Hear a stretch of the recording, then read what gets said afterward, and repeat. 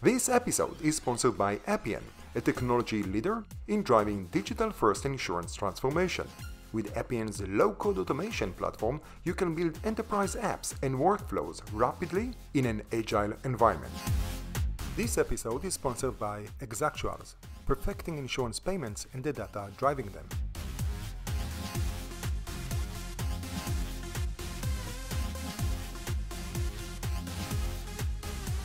Hey Bobby, how are you doing? Thank you very much for joining me today. Thank you, Gilad, for having me on this Yeah, show. my pleasure. So, I've been trying to think what we are going to talk about. Are we starting, directly we'll jump in, talk about Menekiva, all this stuff. But I thought that, you know, I keep talking about Nigel Wash, so we should start with him. And I know I that have to you've been share. very active. I have No, to go ahead. share his workout, and I'm gonna post a copy. I'm gonna send it to you. It's this Okay. crazy workout that he did on Wednesday, and it consisted of 200 burpees, 100 at the beginning, 100 at the end, 200 squats with weights, 200 push presses, 300 sit-ups, 300 Russian twists, 300. I mean, if I just read it to you, it's exhausting. And I was like, oh my God, I felt so good. And I'm like, I've got to do this workout one of these days. If but I'm looking at it and I'm like, it's a pretty exhausting list. But he continues to like really set the bar high for the FitFam group on Twitter. Thank you, Nigel. We really appreciate you doing that. So I just follow the hashtag and all the different posts. I do my own crazy thing, uh, but not as crazy as that. But it's remarkable. And you guys, you yourself, you know, use the lockdown to build your own little gym at home. You sent picture. I was like, holy shit, this is like that's a professional gym. We went ahead and built like a CrossFit style gym. So for each one of our milestones, like I had a birthday, anniversary, whatever, we just combine gifts and everything is related to fitness. So yeah, I have a nice rogue setup now in my basement. And I'm thinking about adding and expanding and adding like a third car garage, which my daughter Ooh, is 6. She's not going to use that space until yeah. 10 more years, but I could use that now for more equipment. But come on, So she's we're not going a going little to use a crazy car. here. She will just Uber everywhere, right? We don't need that. It's Maybe. I yeah, can use it's the Uber. space though. Most definitely. Listen, I know that I used to say that all my sports activities will be or with a gi, running shoes, a yoga mat. But nowadays I have these small little cutie ones. It's called the egg weights. So basically, you put them on, and all that you shadow box with them, all that you can go for a run. And believe me, 5K, 10K run, and you have 3 pounds, it adds up every time that you move your hand, shoulder, and yeah, it's there is an element that it changes a little bit the posture and the running style because it's another momentum, especially if you want to drag the elbow back instead of just front. But we can get into that. That's a different. I'm not a big runner, but I enjoyed it. I enjoy it from time to time. Yeah. Let's actually talk about insurance. With all my love to Nigel, who apparently works for Google or Peloton, really depends who you're asking. How about, jokes aside and everything, let's, I cannot keep my face straight here. It's like, let's talk about Ben Akiva. What do you guys do for the people who don't know and don't see the swag and the t-shirt?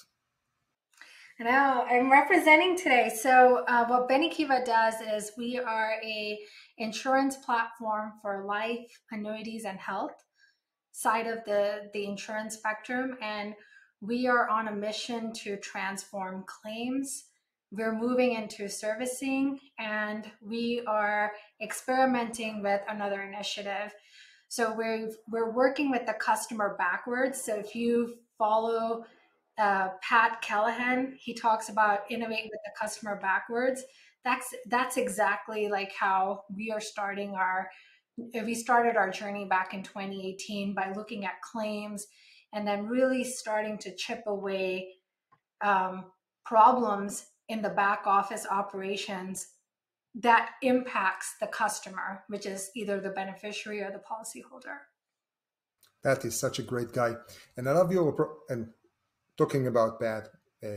He is in Buffalo, New York, or Yeah, somewhere in the north. yeah, I in remember. upstate New York. Yeah, such a nice guy. But that's, shout out, a little bit of love. But I love the fact that you guys are doing back office and thinking about how is that going to ripple all the way to the front. Now, what is that experiment that you're doing? Can you share anything about it, or is that like top Yeah, secret? I would love to. So I'm a chief, I'm one of the co-founders and I'm a chief product officer. So my world, I get to experiment with a lot of like different product offerings and looking at our platform and how we can innovate and offer additional benefits to our insurance carriers. So one of the projects that we're working with, and what's interesting is we needed this in claims, and our customers are the ones that keep asking us. So for example, we have a digital intake solution because we, from a claims perspective, it's not just all back office, is how do we create that claims experience that's easy for the users to do that FNOL. So we call our intake process FNOL on steroids. So now you marry that up, and our customers is like, what about address changes, Bobby? What about this? What about beneficiary changes? And if you look at our technology, we were like, sure, let's experiment with it. So we had to make a few enhancements. So last year we rolled out with a servicing offering, which is very cool. Like we have a very large customer that's using our platform for servicing, and it's fully digital, fully automated, no faxes, no mails, no faxes or mails being sent to the carriers. Everything is digital. So then we had another customer of ours that said, oh, this is great. We have a pain point in new business, and that's a broken process. So we're like, why not use our process to look at new business? So we're not quite there yet, but it's in the works. And when we have a good use case and a beta customer, we will definitely announce. But that's kind of where direction that we're heading. Anira was about to ask, can you drop names so we can have a better sense who you're dealing with?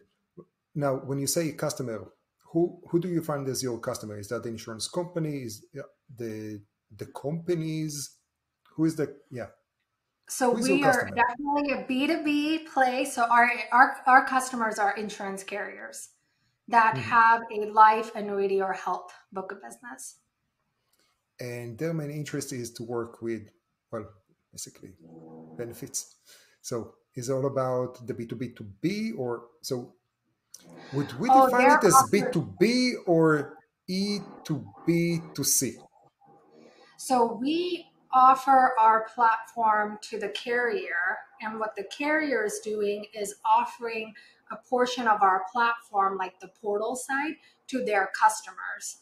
Some of their customers are business owners, some of their like agents or funeral home users. So it's that B. And some of their users are beneficiaries, policyholders. So it's both angles that are interacting with our platform.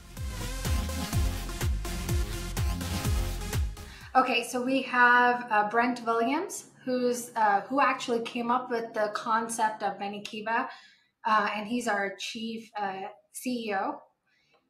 We've got Sovan Srivastav, who's the CTO, and he's one of the co-founders.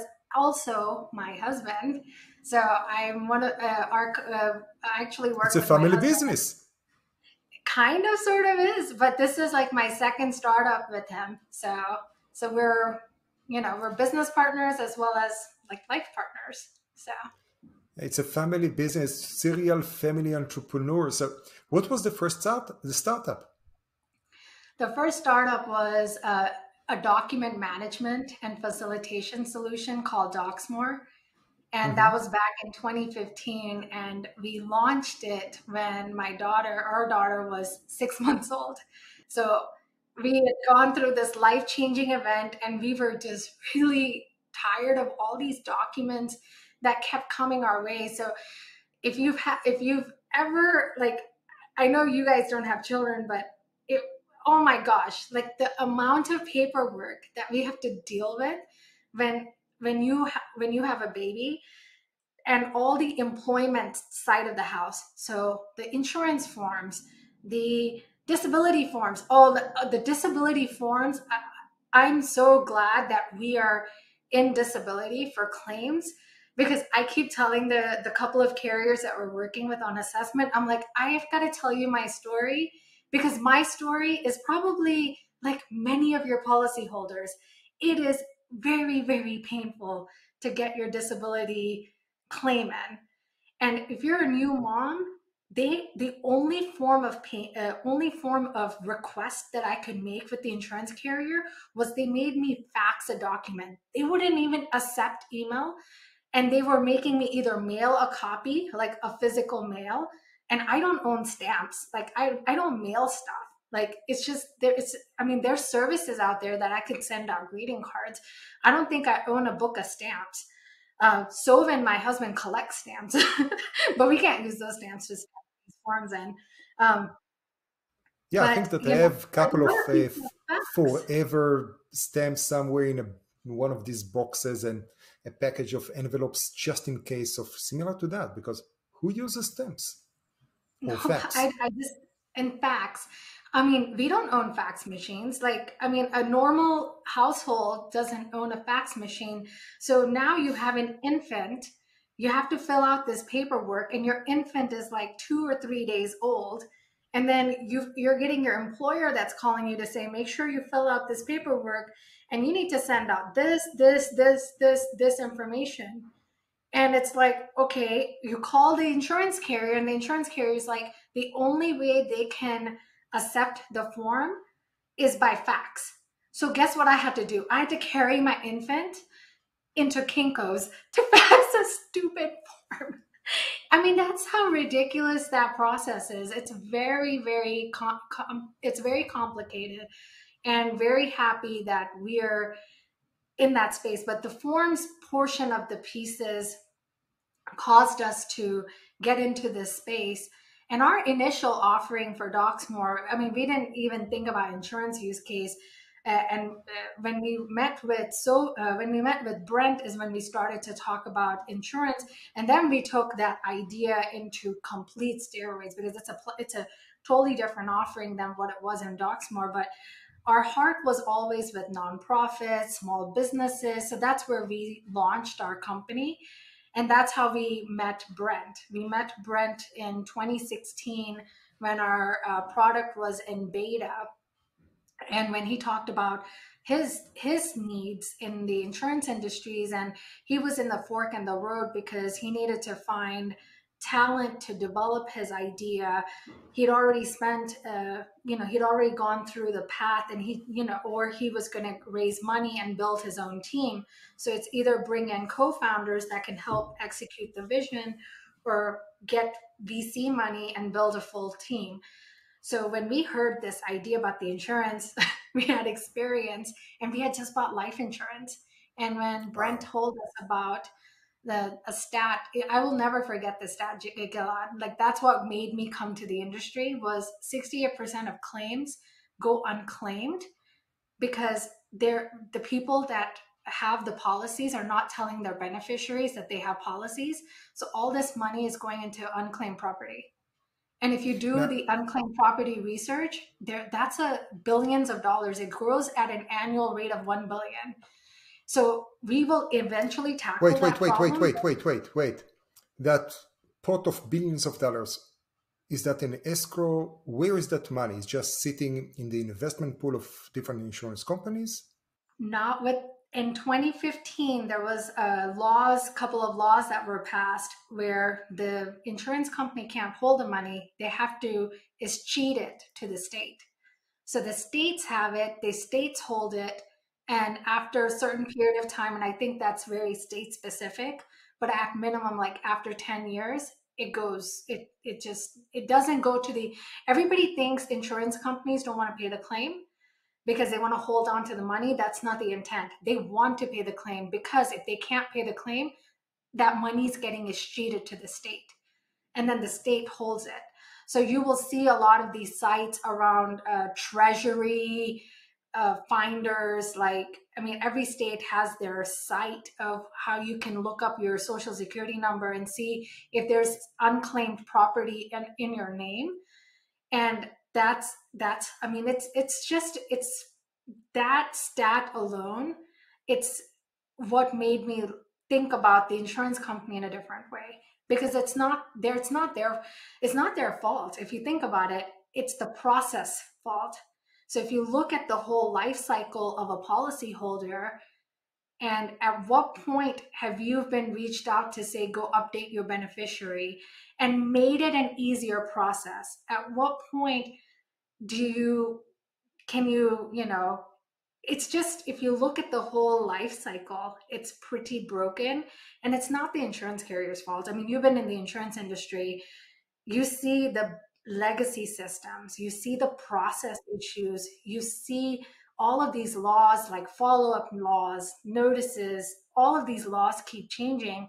So this is where the carriers have to really find solution partners to partner, because they're not going to solve the legacy problem overnight, but they No, can most of them solve. cannot. Most of them cannot. No, They they're in just technical they debt just run for, it yeah, from the they're in start. technical debt for, and that technical debt is very difficult, especially if you're talking about 1950, 1960 COBOL programs. So when we first came in the marketplace, a lot of carriers were like, oh yeah, we've got it, you know, we've got claims in our roadmap, and they wanted to internally solve it, right? We actually were in a presentation back in 2019, Gilad, with one, it's a smaller company that took that challenge. And what they did was they didn't do just the claims, they built their own policy admin, because they were tired of just being monkeyed around with different admin systems. And now the good thing is admin systems are getting matured, and they're partnering well with the ecosystem and with the startups to have like a really end-to-end offering. But you know, probably 8 years ago, they weren't. So this company got an award because they did they did it themselves, and it took them years. And if you think about it, if you've ever been in IT and have done an enterprise level implementation, after 2 years, after 1 year, you're kind of getting exhausted. This was this was a long project. This took years and years and years, but they felt accomplished. And then I was thinking in the back of my mind, you started this 7 years ago. Think about all the technical debt that you've accrued already. So you're already starting late. Now, what's your tech stack? You know, what are you going to upgrade? You know, going, you know, back in the day when I was a developer, I was a DBA. So we went from 2000, the big shift was going from SQL 2000 and moving it into 2005. And that was like this, oh my God, it's so cumbersome. It's such a lengthy process. And we were figuring out how to get tools to make it better. Think about these mega tech stacks, and if you built it 7 years ago, I mean, now you're already legacy in my world. But it's the dance, right? And now I feel like carriers are doing a good job of partnering well, like to your point, and it's all about the ecosystem. So maybe you do have that dinosaur system and that you cannot get rid of right away, but how do you leverage that dinosaur system to get you the data extraction in mainframes? Is there's RPAs, a lot of tools that can get you the data. So how do you become smart about leveraging that dinosaur, but being customer first, beneficiary first in our world, staff first, right? So instead of having a staff in 16 Oh, I school, love that. 16 I different love stuff applications. first. Yeah, but That's so it's that. important. Yeah, because you're talent. I mean, think about the talent. Do you think your talent wants, if you are hiring a newly graduate now, do you think they want to like key into mainframe systems to do claims? No, they're gonna like No. they're not going to stay with you long term because you're already in legacy. So how do you give them a modern experience, and how do you make their jobs more efficient? Because people don't want, they want to do their jobs, they want to serve the customers, but you've got to also, in when I used to work at Pepsi, we used to have we used to have quadrants of initiatives where we used to track on. And one of those categories that I was very proud of Pepsi having it wasn't all about revenue. It was about ability to get the job done. And that was weighted just as high as the front end tools to, to attract more customers or users. Just talking about you for a second, you piqued my curiosity. So you're the startup. This is the second startup. You were a developer. You worked for Pepsi. What else did you do? So I started my career in IT, like development was how I got started. So I worked for Aon, and after a year, I went. I was so young and probably like, oh, after a year, I've learned everything. We all go through those phases in our early 20s. So Pepsi was, I feel like, where I got my maturity, professional maturity, because Pepsi has such a great culture when it comes to people, and how, if you want to grow in a leadership role, they will give you the experiences as well as teach you how to coach other folks. So from Pepsi, I learned, I mean, I grew as a developer, and they had created a position for me that back in the day, it was, if you want to move into management, you have to manage people. And so you didn't have this nice individual contributor path. You always ended up being a people manager. And in the division of Pepsi where I was at, which was customer service, the only path I had was to lead, like, people that were on the phones or people that were applying cash. So I was more in the technical route. So I mean, they're such a great company. And my division really started this individual contributor path.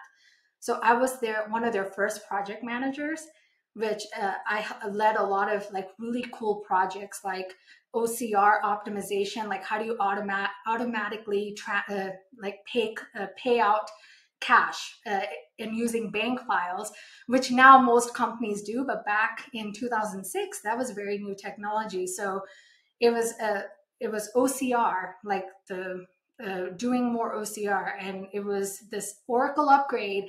Went from mainframe to Oracle. Have that project under the belt. PepsiCo bought our bottler division, did an M&A initiative. So I grew a lot in Pepsi, and part of that growth, then we started building our own internal infrastructure. So we were this team of highly skilled professionals, and I was managing business analysts, project managers towards the end of my Pepsi career, and moved into AIG, which I got to learn a lot of the mortgage insurance side of the house, which was very cool. And then I back in I was like early 30s, and once again, when you're early 20s, you think you've learned everything. When you're in early 30s, you're like, I've learned everything. So now it's like, I want to leave corporate and I want to do something like nice for the world. So I joined this amazing company called Center for Creative Leadership. It's like one of the top 5 leadership institutes of the world, because I was done with serving corporate. So I wanted to kind of go back and do something cool in IT space for a very unique nonprofit. So, and that's how I got into startups. So I think the path took me to startups, but it was a different path for me. So, I think the journey you take in corporate, like mhm. some folks I want to climb up the corporate ladder. And I think that's where I was. Like, I want to be the next director. I want to be the next VP. I want to do this. I want to do this. And there's a time in your life that you realize it doesn't matter. Titles in your work don't matter. What you do and how you can if you can solve problems and can create a bigger impact, that to me is more meaningful. Like when you said for startups, entrepreneurs, we're crazy because some of us, I think most of us don't chase the money. I can't speak for all the entrepreneurs. I think money is always a good thing. But I think sometimes what drives us is our mission and our passion. And, for like our company, our mission and passion is solving, we have a hashtag solving real problems because we feel like claims is a Yeah. real Hmm. problem. It's a back, nobody likes touching claims because it's complex. It's not very sexy. It's not the new distribution play. That's what's sexy about it, that it's not sexy. I think And with that's what I get excited about. It's like how do we transform, truly transform claims? Not change, not like put the spin around digital transformation that everybody talks about, but truly look at how we can create that transformation is what gets me excited. and to be Like clear, we are pushing the talking needle. about claims in annuity, life, disability, the long-term care, I assume. Yeah, Those are that's amazing. even more complex, I more know. for us, more sexier problems to solve. Yeah. Yeah, the four horsemen of life insurance. No, it's a very interesting path that you took from, DBA, developing Aon, mortgages at AIG, selling sodas, not really selling them, but at Pepsi, building that. Now, here is something that I agree and disagree with you. In my opinion, titles are important in big organizations because besides the fact that they will say what you can do, they are actually tools to achieve something.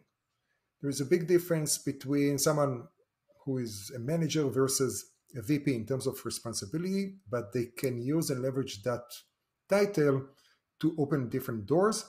And as people from outside, we need to be very sensitive and understand, let's call it reading the table, the political map, whatever that may be, to know how to use those people with responsibility or or decision making power, or more important sometimes, budget. Especially Yeah. for early stage startup, it's all about the budget. Yeah. Are we wasting time? Are we talking about, as we know, sales cycle can be a year, even more? How does it work? And this is something for also for the insurance companies or bill brokerage companies that are listening. If you're doing innovation or anything, vendor management, you need to be clear with the vendors, or especially the startups that are capital sensitive. Do you have that? Do you have the budget? How much time it's going to take? What's the probability that it will turn into a reality? Because those guys, they have spreadsheets. The startups, they need to go and to show traction, go to the next investor, telling them, "Hey, listen, this is the expected traction, the real traction, my, I don't know, unicorn dream traction, and hopefully something will be actually in that spectrum." Yeah, it's I think, life is. Gilad, you bring up a great point. I think sometimes what I've seen in our industry is our industry is very nice. Like, I don't know from your point of view, but the It's folks that relationship. Yeah. it's such a It relationship, and a lot of people don't like saying no. They'll just like, have a little dance and for startups, when you engage with a startup, especially in the early stage company, every conversation feels like I'm getting closer and closer and closer. So it would be so cool, like, like what you're talking about, like titles are important, but I also feel like having that transparency with with the startup, right? And telling them, it's not a no, but it's not now. Go chase something else because you don't need that startup to be wasting their precious resources chasing something when there is nothing, when you don't have a budget for POC, when you don't have a budget. And I feel like that sometimes is missing because we are so nice and we don't want to hurt. We just kind of feel like we can make an avenue, but it's kind of like the in sales, it's the fastest way to know, but it's not a bad thing, it's a good thing because you don't want that startup spending their precious dollars on chasing you. You need them to focus on another market, another carrier, another Another carrier. comp, and that's and time is money. And people are nice because it's relationship. You need to be nice. You feel uncomfortable saying no. And it's funny enough, when I moved to Los Angeles from New York, I invested in a indie movie, and California No, that's the name. And basically, be part of it. It's all about that in California, part of the Hollywood culture. No one will ever say no. They will ghost you. They will disappear, even if you'll be the worst person at the end. And they'll say, "Okay, it was a pleasure talking to you. Hope to see you soon. Blah. Let's have coffee sometime." Right? They need to finish it in a very positive, uplifting momentum, which at the end of the day it means basically nothing. Now, I'll give kudos to Rob Galbraith. When he joined the AF group, he's like, we had a conversation. I was still running Bound. He's like, listen, budget and bandwidth, we can handle X amount of pilots this year. That's what we can do. That's what the budget and number of people that we have, and that's what we can do in terms of the IT, what we can do in terms of the product, and that's our limitation. This is already full. Let's start talking, 2 months before the first quarter. So basically November, which people are on and off there. And then we can start looking into the next step. Now, that type of understanding and communication, it's fantastic.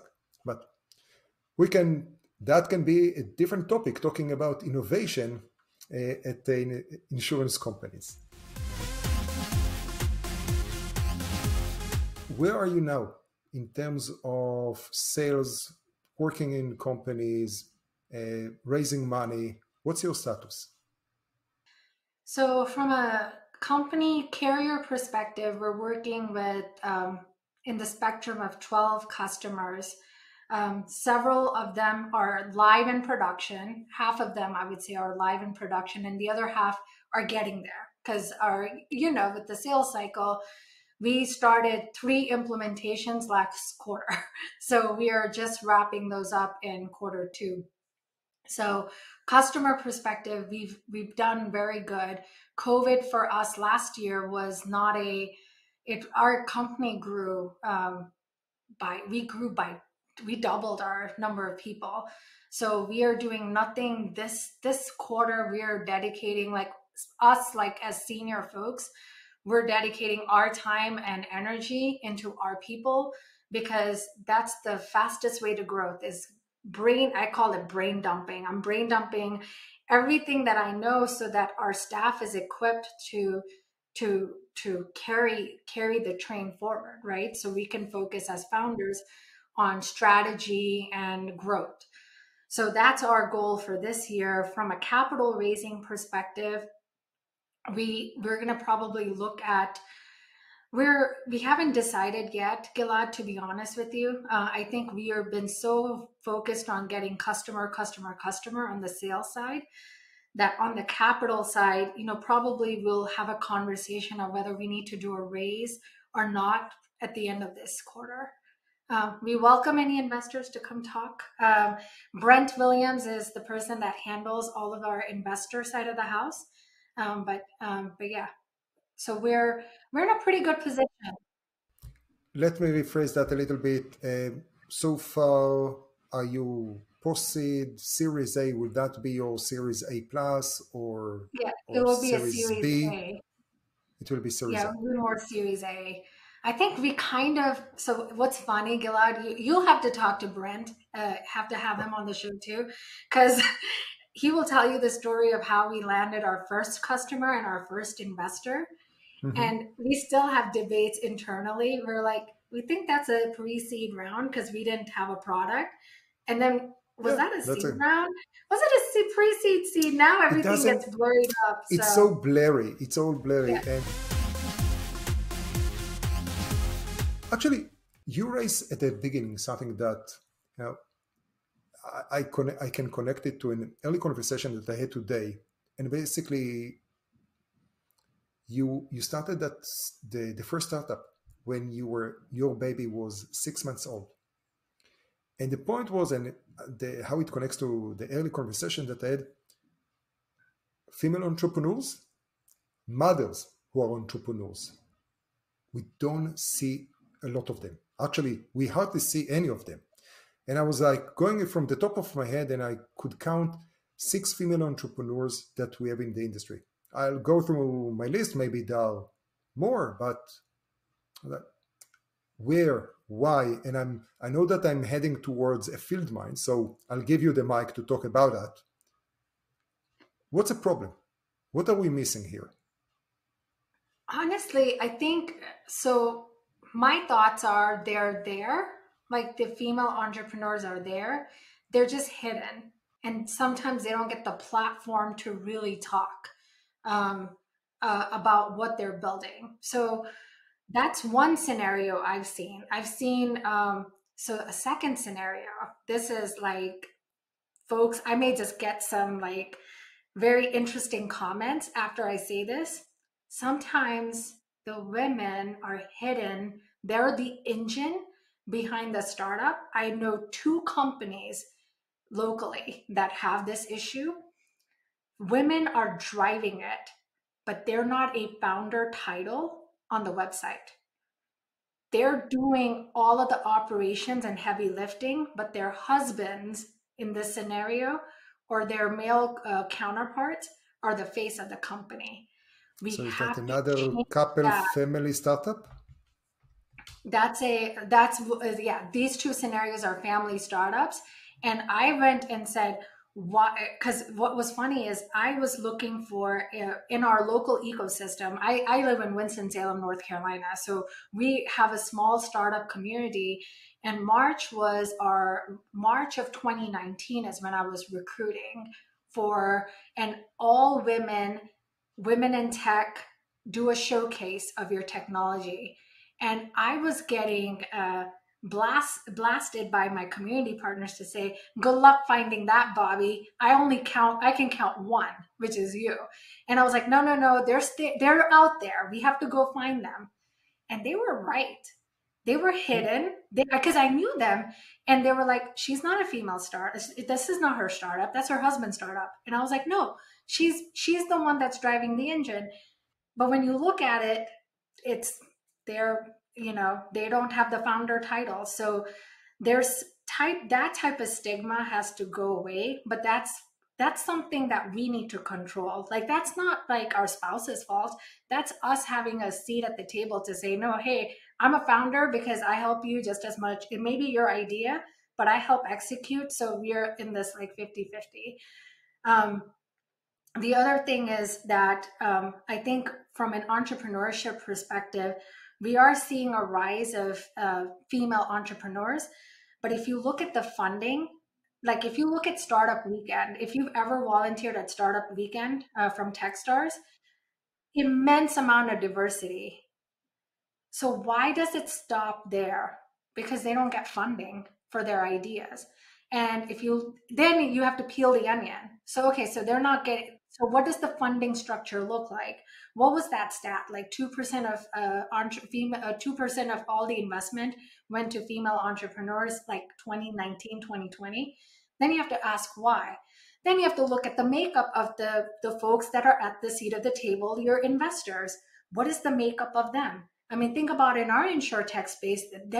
Luckily, we have some we've got a good balance, but it wasn't like that a few years ago. It's getting there. So the needle is moving. So we have to be grateful about that. And the piece is for us female entrepreneurs, we just have to show up, use these forums, like me talking to you, as a way to amplify that we need more women entrepreneurs. And if you are an entrepreneur, get on the stage, be present, be vocal, because you will pave paths for your other fellow folks that may think, hey, I have so much responsibility, I don't have time for startups. I had a baby at 6 months and I had time for startups. And I was working a full-time job. It wasn't like I was like sitting at home as a stay-at-home mom. I had a job, I had a side hustle, which was Doxmore, and then I fully quit my job back in 2017 for a period of time to work on Benikiva because it needed it. So, but it takes preparation, but you can do it. People have done it. So, So here is another sort of minefield for me. There is a pipeline. How how do you change? How do you affect it? So you talked about culture, uh, knowledge, awareness that there is that opportunity. So and also the incentive. It's a, if we call it ego or whatever that may be, that will give the incentive of recognition of saying you can be entrepreneur, you can be a successful entrepreneur, and people will follow you. You don't need to be, the engine or I forgot there was that quote from my big fat wedding that the woman is the neck and tells the blah blah blah, which is sounds so yeah great. yeah, Gilad, I try know what you're to talking about. bring quotes from. Actually, it's a hilarious comedy as a movie, but fail at bringing that quote. How how I don't know even how to ask the question because we see something very similar to that at STEM. How do you build that? How do you make the change? How do you build a pipeline? Do you have any ideas?